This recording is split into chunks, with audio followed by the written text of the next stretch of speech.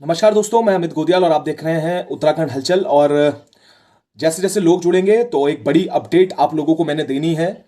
अभी जो बड़ी खबर आ रही है वो गढ़वाल क्षेत्र से, जो राजनीतिक गलियारों से जो खबर आ रही है उसको लेकर एक बड़ी अपडेट मैं देने जा रहा हूं। तो जितने लोग अभी जुड़ेंगे, एक बार सभी इस वीडियो को शेयर कर लीजिएगा और मेरी आवाज आप तक पहुंच पा रही है ये भी कमेंट करके आप मुझे बताइएगा। एक बड़ी खबर ये आ रही है। एक बड़ी खबर के लिए इस समय अपडेट मैं आपको दे रहा हूं। जितने लोग अभी जुड़ रहे हैं इसे जुड़ते रहिए, क्योंकि बड़ी अपडेट है गढ़वाल क्षेत्र को लेकर। इससे पहले जो कांग्रेस को लगातार झटके लग रहे हैं, वो कहीं ना कहीं एक बड़ा झटका लगा है। इस बड़े झटके के क्या मायने हैं, क्या चीजें हैं, इसको लेकर एक बड़ा अपडेट मैं आपको दे रहा हूं। तो जितने लोग जुड़ेंगे एक एक शेयर करिएगा, जिससे ये बात जो है तमाम लोगों तक पहुंचे। क्योंकि अभी एक मैंने फोटो भी डाली है और उस फोटो के बाद ये पता चला है कि कई लोगों के मन में कई तरीके के सवाल हैं और उस सवालों को क्लियर करने के लिए ही मैंने ये लाइव किया है। तो जितने लोग हैं आप एक एक शेयर कीजिएगा, क्योंकि कांग्रेस को लगातार जहां झटके पर झटके लग रहे हैं, तो इसको लेकर अब जो बड़ी अपडेट आ रही है गढ़वाल क्षेत्र से आ रही है। तो जितने लोग हैं एक एक कमेंट भी जरूर कीजिएगा कि किस तरीके से पहले पूर्व विधायकों का कांग्रेस से इस्तीफा, उसके बाद आज अगर हम बात करेंगे तो पूर्व विधायक डॉक्टर धन सिंह नेगी का इस्तीफा था। उसके बाद कयास लगाए जा रहे थे कि कल एक वीडियो आती है, जो लोकसभा के प्रत्याशी हैं गणेश गोदियाल जी, उनके साथ मंच पर दिखाई पड़ते हैं राजेंद्र भंडारी जो बद्रीनाथ से विधायक हैं। और आपको बता दें कि कुछ दिन पूर्व ही एक उनकी एक आईडी से परिवर्तन जरूरी है, उसको लेकर एक स्टेटस अपलोड किया जाता है और उसके बाद कहीं ना कहीं वो स्टेटस हटा दिया जाता है। तो उसी दिन से कयास थे कि जो राजेंद्र भंडारी हैं वो पार्टी से इस्तीफा देकर भाजपा में जा सकते हैं। पर इस खबर पर मोहर आज लग गई है। यही बड़ी अपडेट है कि लगातार जहां कांग्रेस के जो कुनबा है वो लगातार जिस तरीके के इस्तीफे का दौर चल रहा है, अनिल बलूनी जी जो वहां के लोकसभा प्रत्याशी हैं भाजपा के, वो दिल्ली कहीं ना कहीं चले गए थे पौड़ी आने के बाद। और उसके बाद आज अनिल बलूनी जी की अगुवाई में जो मौजूदा विधायक हैं बद्रीनाथ के, कल मंच साझा करते हुए गणेश गोदियाल जी के साथ नजर भंडारी जी आए थे। पर आज जो तस्वीरें दिल्ली से आ रही हैं, अपनी धर्मपत्नी सहित जो विधायक हैं राजेंद्र भंडारी,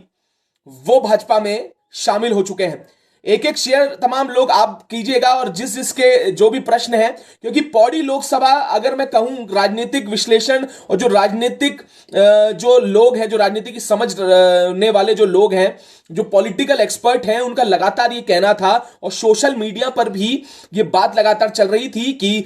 कांग्रेस की सबसे मजबूत जो लोकसभा सीट है वो पौड़ी कहीं ना कहीं नजर आ रही है। गणेश गोदियाल जी और अनिल बलूनी जी की जो टक्कर है वो कांटे की टक्कर अभी इस समय कहीं ना कहीं नजर आ रही थी। वहीं अभी तक हरिद्वार नैनीताल के जो नाम है, वो प्रत्याशी है, वो घोषित भी नहीं हुए थे। उससे पहले बड़ा झटका कांग्रेस को, और वो झटके इस तरीके के लग रहे हैं कि इससे पहले उत्तरकाशी, उसके बाद अगर मैं कहूं टिहरी, उसके बाद अब पौड़ी।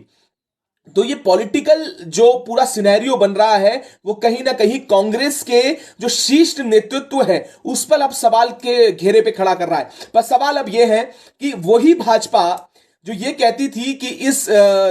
विधायक ने जिसकी वजह से जिला पंचायत अध्यक्ष की कुर्सी गई थी, जिस सरकार की वजह से, उस सरकार में विधायक जी शामिल हो चुके हैं, भाजपा में ही हो चुके हैं, भाजपा में शामिल हो चुके हैं। तो क्या वो जो दाग थे वो हट जाएंगे? क्या वो जांच थी वो हट जाएगी? क्योंकि हाई कोर्ट की तरफ भी रुख किया था तो वहां से स्टे लेके आए थे। तो क्या वही सरकारें जो अब तक एक व्यक्ति को गलत कहती हुई नजर आई थी, तो क्या वो सही हो जाएंगे? ये तो पूर्व में भी होता आया है, क्योंकि वही पार्टी जो एक व्यक्ति पे आरोप लगाती है, जब वो दूसरी पार्टी में चला जाता है तो शायद उसके सारे गुनाह माफ हो जाते हैं। और वो गुनाह कुछ इस तरीके के हैं, क्योंकि जो लगातार आरोप लग रहे थे, अब मैं आप लोगों से भी बोलूंगा कि एक एक कमेंट करके जरूर बताइएगा, क्योंकि मुझे नहीं पता चल रहा है कौन कौन लोग जुड़े हैं जिससे ये बात जो है मैं आप लोगों तक पहुंचाऊं। कमेंट करके बताइएगा किसे किसे जो एक खबर है, एक बड़ी अपडेट जो मैं आपको बता रहा हूं कि पौड़ी लोकसभा और मैं बोलूंगा बद्रीनाथ विधानसभा के जो विधायक हैं राजेंद्र भंडारी अपनी धर्मपत्नी के साथ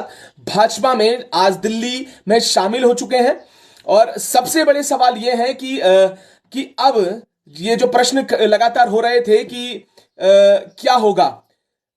कयास लगाए जा रहे थे, एक फेसबुक पोस्ट आती है उससे भी कयास लगाए गए थे, उस समय भी खबरें चली, पर उसके बाद अब जो निकलकर तस्वीरें आ रही हैं, एक बड़ा झटका हो सकता है, क्योंकि एक विधायक मात्र थे उस क्षेत्र के जहां पर राजेंद्र भंडारी जिस क्षेत्र से आते हैं, पौड़ी, अगर मैं पौड़ी की बात करूंगा तो एक मात्र विधायक वहां पर जिला पंचायत अध्यक्ष जो उनकी धर्मपत्नी है। तो अभी जगदीश ग्रामीण और तमाम लोग जो हैं उन सबका मैं स्वागत भी करता हूं, और ये एक एक शेयर आप जब करेंगे तो इससे मैं और लोगों से भी जुड़ पाऊंगा, और जिससे ये जो बात है वो लोगों तक पहुंचे और वार्ता हो पॉलिटिकल सिनेरियो को लेकर, राजनीति किस ओर जा रही है और आप लोगों का क्या समझना है इस राजनीति को लेकर, किस तरीके से आप देखते हैं कि अभी इनका जाना कितना नुकसान कर सकता है पौड़ी लोकसभा को और कितना फायदा पहुंचा सकता है भाजपा को। क्योंकि अभी तक जितने भी लोग गए थे वो कहीं ना कहीं पूर्व थे और एक एक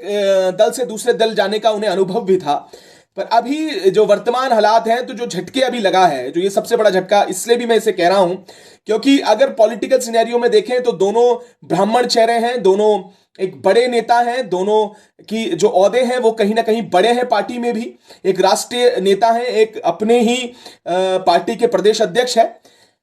और अब सवाल यह है कि अब दोनों ही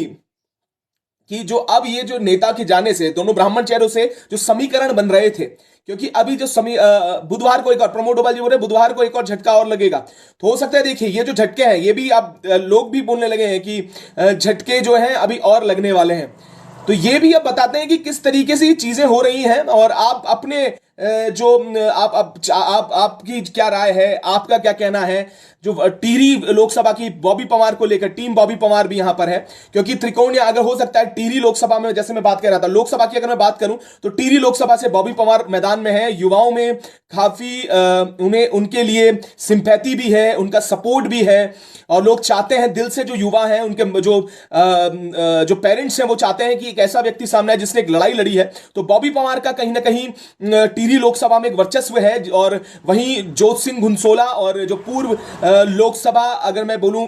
जो रही है, जो सांसद रही है राज्य लक्ष्मी शाह, वो भी मैदान में है। पर सवाल यह है कि कांग्रेस ने टिहरी से अगर मैं बात करूं तो जोत सिंह घुनसोला को आगे कर क्या सही दाव खेला है, ये आप भी लोग भी बताइएगा। उसके बाद अगर मैं बात कहूं, क्योंकि भाजपा ने अपने पत्ते खोल दिए हैं, पर अभी कांग्रेस को जहां झटकों पे झटके लग रहे हैं, अभी वो पत्ते भी नहीं खोल पाए हैं, अपने लोगों के नाम तक नहीं बता पाए हैं। वहीं मैं अभी अगर बात करूं तो टिहरी के बाद अगर मैं पौड़ी जाऊं तो पौड़ी में जैसे मैंने आपको शुरुआत में बताया कि आज एक बड़ा झटका लगा है, और दूसरी सबसे बड़ी बात कि बड़े चेहरे, दोनों ही बड़े चेहरे भाजपा ने उतारे हैं, और सबसे बड़ी बात यह है कि ये एक बड़ा सवाल है, ये प्रीति भूषण मंगई जी कह रहे हैं कि भाजपा कांग्रेस युक्त हो गई है, और ये कहीं ना कहीं चीजें आती भी हैं, क्योंकि जिसको लेकर जो भाजपा लगातार ये बात कहती थी कि देश कांग्रेस मुक्त बनाना है, पर ये कांग्रेस मुक्त की जगह युक्त होता है। ये सही शब्द आपने चुना है प्रीति भूषण मंगई जी, कि अब युक्त होते हुए नजर आ रहे हैं, मुक्ति तो नहीं मिल रही है। मुक्ति जिन लोगों को अब तक भ्रष्टाचारी बोलती हुई सरकारें थी, अब वही मैदान में उतरी हैं, वही मैदान में उतरेंगे। तो अब ये देखना होगा कि भाजपा के लगाए हुए क्या आरोप अब गलत साबित हो जाएंगे और क्या चीजें बदल जाएंगी। उसके बाद मैं आपको पौड़ी लोकसभा की बात कहूं तो पौड़ी लोकसभा में लोगों के अंदर काफी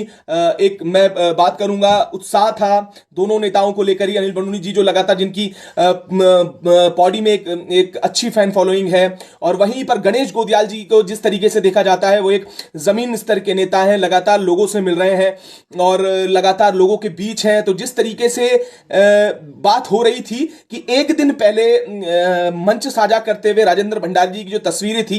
वो निकल कर आई, और उसके बाद अचानक से क्या हृदय परिवर्तन हुआ कि राजेंद्र भंडारी जी को भाजपा ज्वाइन करनी पड़ी। तो हो सकता है कि क्योंकि आजकल इलेक्टोरल बॉन्ड्स की जैसे हालात हैं, जैसे मैं लगातार ये बात कह रहा था कि इलेक्टोरल बॉन्ड्स को लेकर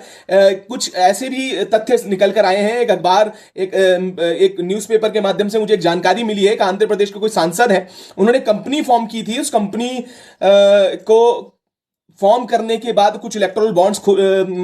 उन्होंने खरीदे, उसके बाद चंदा जो दिया, उसके बाद उनकी कंपनी को एक बड़ा ठेका मिल जाता है। तो ये बड़ा सवाल है कि ये भी इस तरीके का ही क्या डर है, क्या ये डर के कारण जो इधर उधर हो रहे हैं वो है। पर कांग्रेस की स्थिति ये हो चुकी है कि लगातार झटके लगने के बाद अब मुझे ये लगने लगा है, और जो पॉलिटिकल एनालिस्ट हैं उन्हें ये लगता है कि अब कांग्रेस जो वोट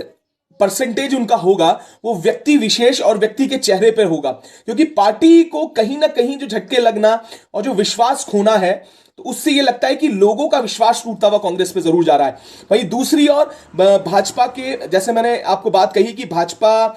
जिस तरीके से ये जो अभी आज का जो बड़े झटका लगा है राजेंद्र भंडारी जी के रूप में, उनकी धर्मपत्नी के रूप में, तो कहीं ना कहीं क्या असर होगा इसका, ये भी बात है। और आप लोग इस पर क्या कहते हैं कि कितना बड़ा नुकसान कांग्रेस को और कितना बड़ा फायदा भाजपा को होने वाला है। वहीं मैं अगर हरिद्वार की बात करूं तो हरिद्वार को लेकर मैंने जैसे कहा कि पत्ते कांग्रेस ने नहीं खोले हैं। वहीं त्रिवेंद्र सिंह रावत जो पूर्व मुख्यमंत्री रहे हैं, और एक बड़ा मौका उन्हें दोबारा से मिला है, क्योंकि फिर से कहीं ना कहीं जो लग रहा था कि त्रिवेंद्र सिंह रावत जी की जो पॉलिटिकल एक डेथ की जैसे शब्द आ रहे थे कि पॉलिटिकल हत्या हो गई है, उन्हें पूर्व मुख्यमंत्री के पद से हटा दिया, उसके बाद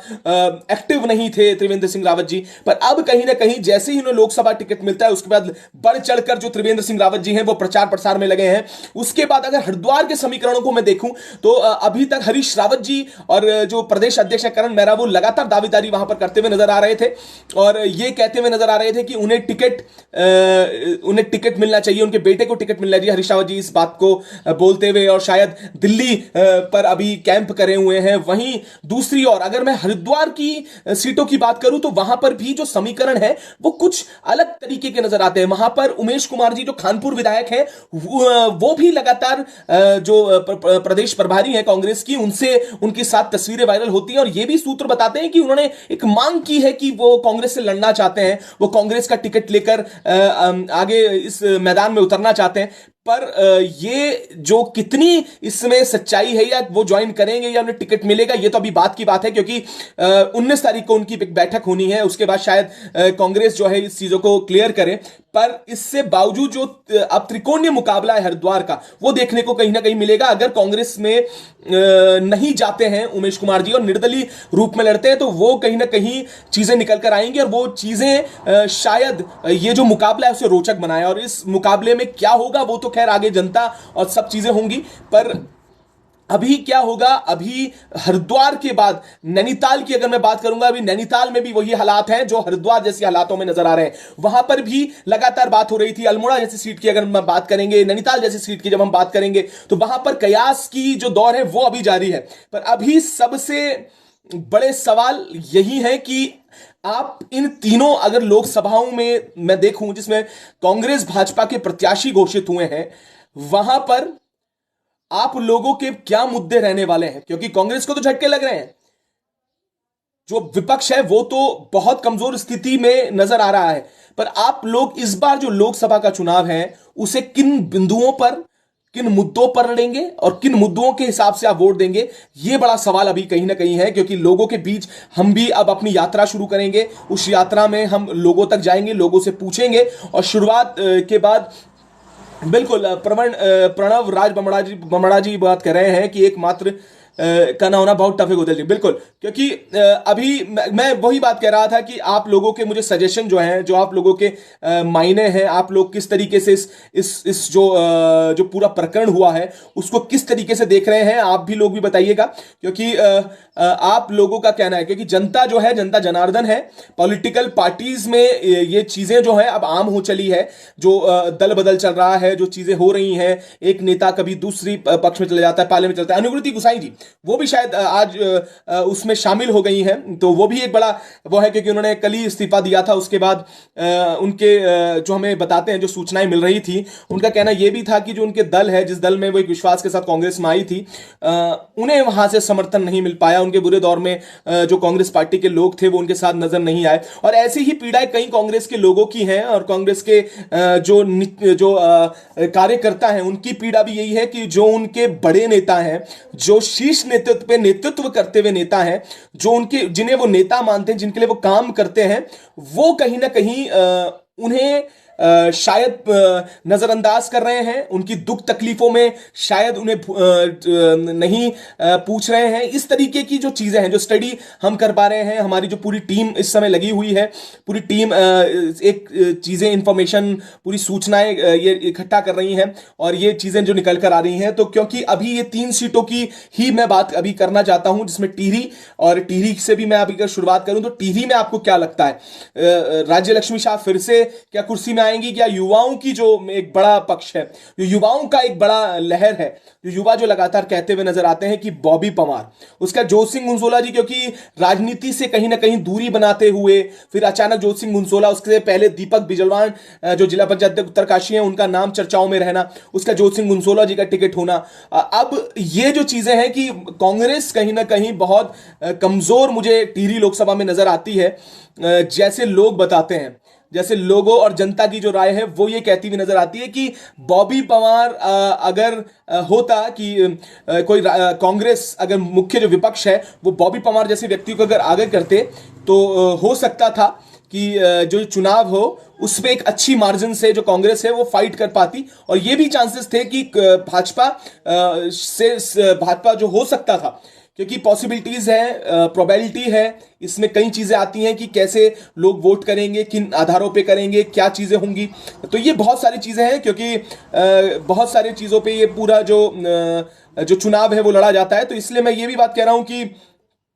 कि अभी चीजें जो हो रही हैं,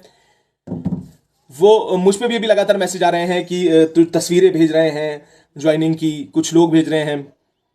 बिल्कुल हिमंत सिंह भंडारी जी कह रहे हैं कि कांग्रेस को कांग्रेसी महत्वाकांक्षी नेता हरा रहे हैं, पर एक सवाल यह भी है कि जिस तरीके से जो विपक्ष टूटता हुआ नजर आ रहा है, विपक्ष में जो चीजें हो रही हैं, कुछ नेताओं का जाना जो हमेशा इधर उधर करते आए हैं, पर उसके बाद कुछ ऐसे नेता जो मंच से हमेशा ये कहते थे, जिन्हें दल से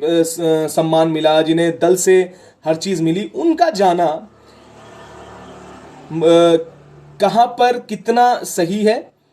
और वो अब जनता भी शायद इस चीज को जरूर देखेगी। पर अभी अगर हम बात करें पूरे उसकी उत्तराखंड की, तो अभी नजर जो है बनी हुई है टिहरी लोकसभा पर, पौड़ी लोकसभा पर और हरिद्वार लोकसभा पर। ये 3 लोकसभा सीटें कितनी जरूरी और क्या होगा, ये बड़ी बात है।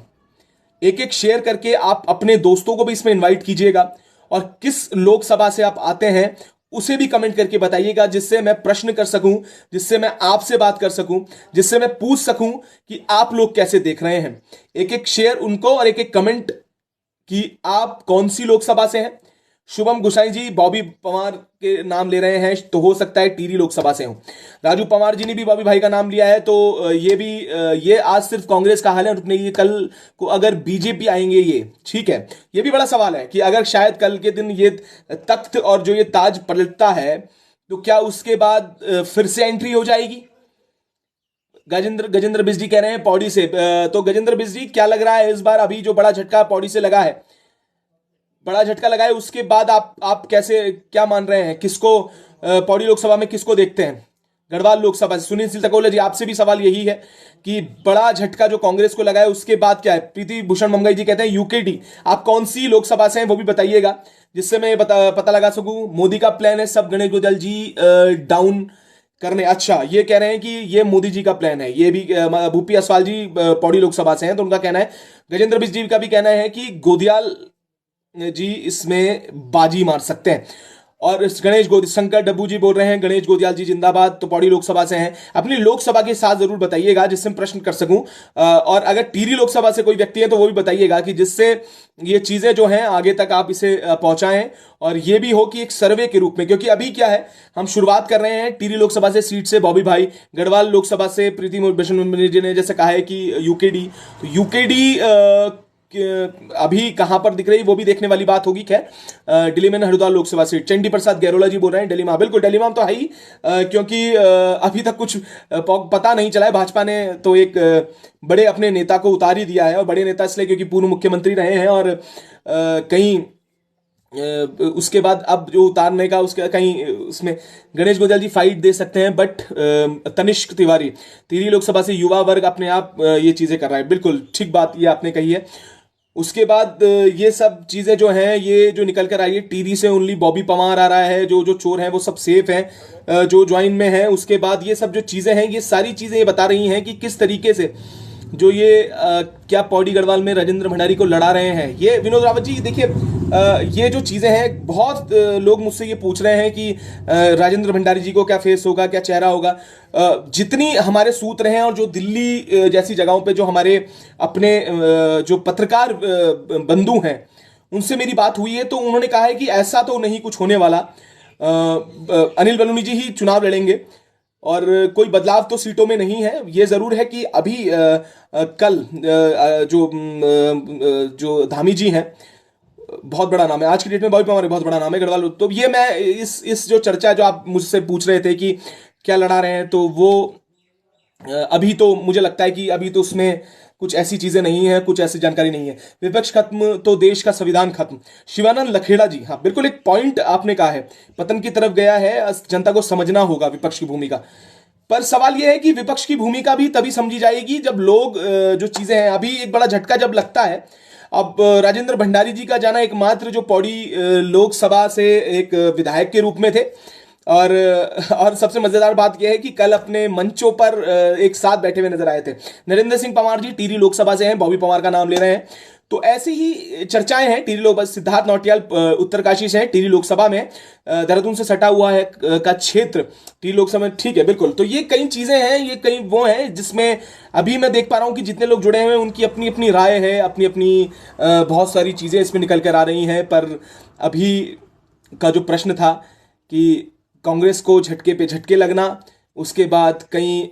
अभी और एक व्यक्ति मुझे कह रहे थे कि और भी बड़ा झटका लगने वाला है। तो ये क्या झटके होंगे, और अभी इसके लिए क्या तैयारी कांग्रेस पार्टी कर रही है, ये भी देखने वाली बात होगी। एक एक शेयर करके इसे जरूर करिएगा, और अगर आपके कोई प्रश्न है तो वो भी आप जरूर पूछिएगा, जिससे ये जो आपकी बातें हैं उसका मैं भी जवाब दे सकूं, और उसमें आपसे भी जो मेरे जो आपके सवाल हैं आप पूछ सकें, आपकी जो सारी वो हैं वो आप सारी चीज़ें कर सकें। मेरे पे भी लगातार फ़ोन जो है वो कॉल्स आ रही हैं इस चीज़ को लेकर। तो ये बात बड़ी अब वो हो गई है कि कहीं देखिए अपोस्ट में भी अब देख सकते हैं कि कट्टर कांग्रेसी नेता बद्रीनाथ विधायक नरेंद्र भंडारी ने छोड़ी कांग्रेस, हुए बीजेपी में शामिल। अब कहीं वॉशिंग मशीन, अब ये ऐसे ऐसे कमेंट जब मैं देखता हूँ, वॉशिंग मशीन सब साफ हो गया, अब कोई भी आरोप नहीं। हाँ ये भी बड़ी बात है, मैंने जैसे आपको शुरुआत में कहा कि अब क्या वो आरोप जो हैं वो खत्म हो जाएंगे, अब क्या आरोपों में सत्यता नहीं रहेगी। तो ये अभी वो होगा कि इसमें क्या होने वाला है, और इसमें इसमें क्या चीजें निकलती हैं, अभी क्या रणनीति जो है अब कांग्रेस बनाने वाली है। क्योंकि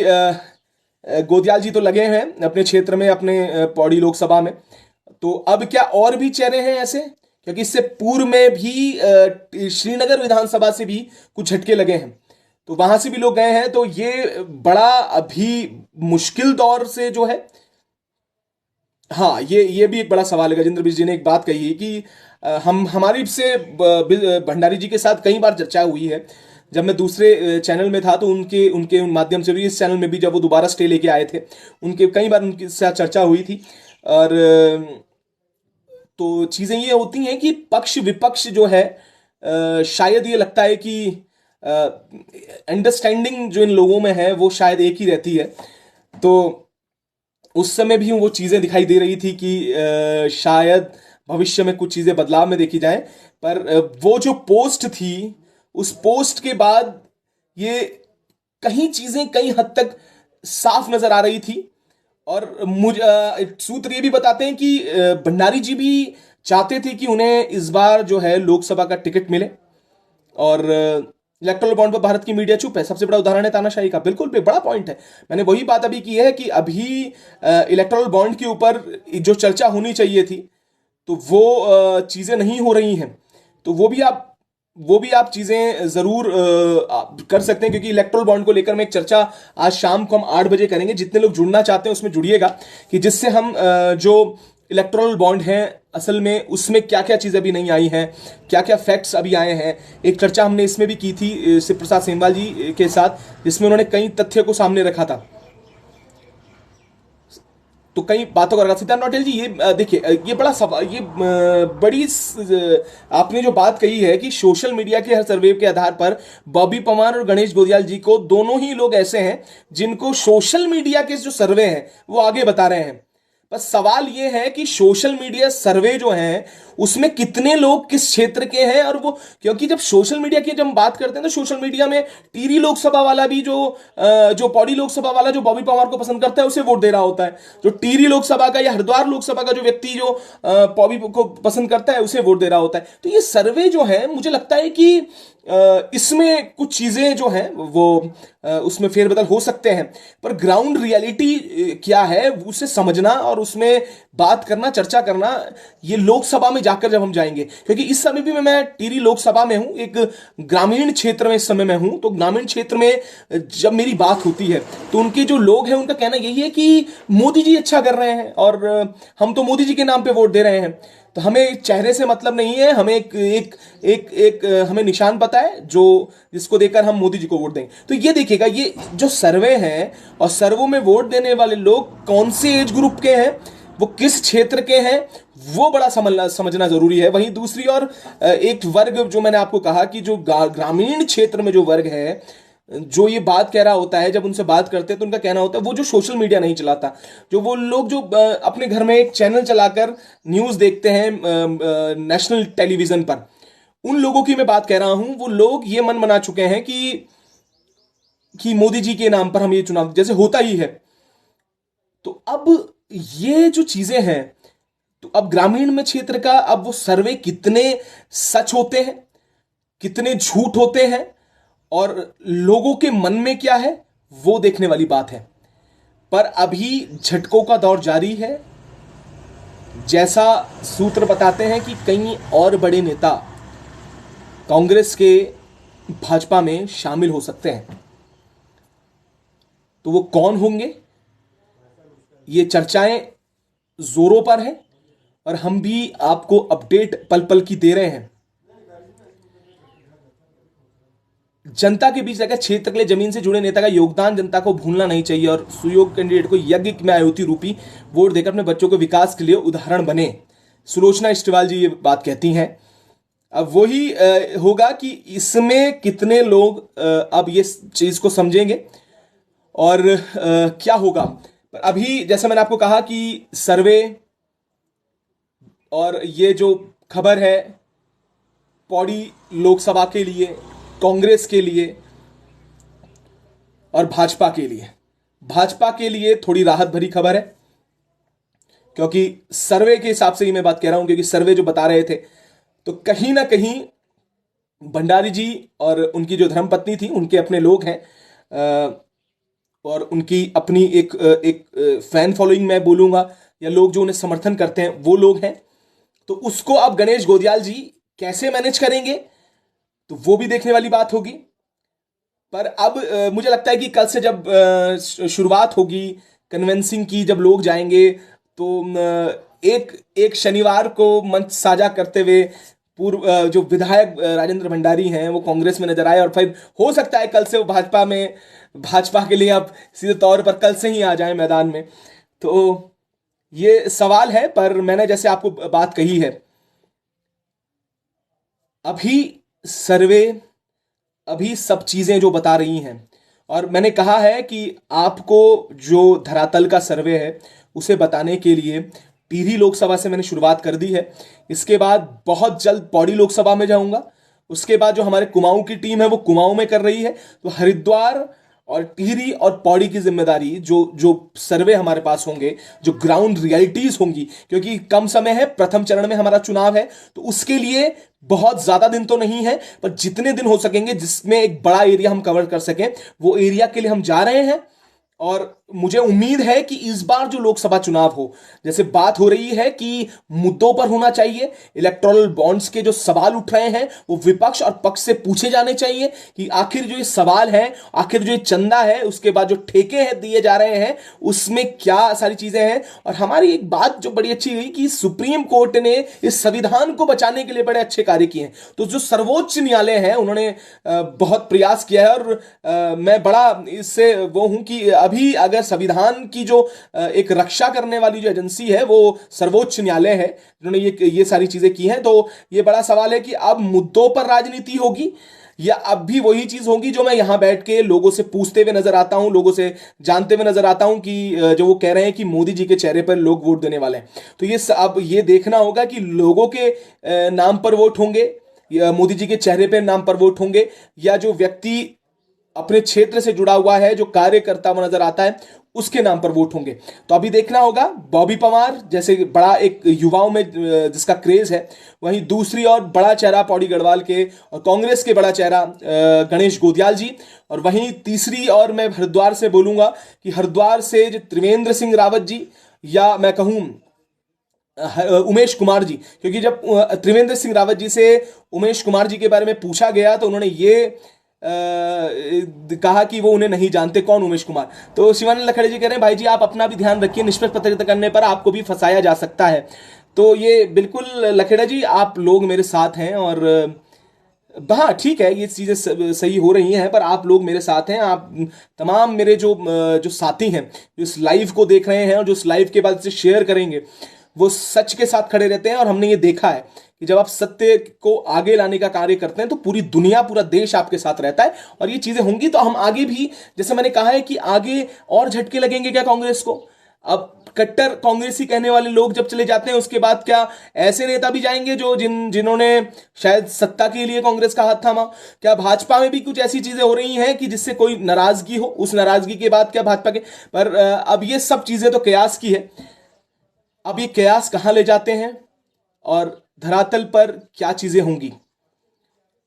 टिहरी लोकसभा से शुरुआत, उसके बाद जल्द पौड़ी लोकसभा, और पौड़ी लोकसभा में आपको दिखाएंगे किस तरीके से सारी चीजें हो रही हैं। हम भी एक एक शेयर आप तमाम लोग कीजिएगा, और कोई किसी के सवाल हैं तो वो भी आप जरूर बताइएगा कि क्या सवाल आपके हैं, क्या सवाल आप करेंगे, और क्या लगता है कि क्या होने वाला है आगे, क्या चीजें में बदलाव होगा। कयासों का दौर जारी है और झटकों का दौर जारी है। कांग्रेस के लिए बड़ी चुनौती सामने अब नजर आ रही है, और क्या होने वाला है आगे, आप लोग भी इसमें जरूर मुझसे प्रश्न कीजिएगा, मैं आपसे उत्तर इसमें दूंगा। और आज रात 8 बजे एक बड़ी चर्चा करेंगे इलेक्टोरल बॉन्ड्स को लेकर, जिसमें बात करेंगे कि क्या चीजें हुई हैं, क्या फैक्ट्स इसमें निकल कर आ रहे हैं। तब तक के लिए आप लोग भी कमेंट शेयर करते रहिएगा, और इस उत्तराखंड हलचल को आप बढ़ाने का कार्य कीजिएगा। ये आप लोगों को समर्पित चैनल है, इस उत्तराखंड देवभूमि को समर्पित चैनल है। तब तक के लिए आप ऐसे ही जुड़े रहिएगा और देखते रहिएगा उत्तराखंड हलचल।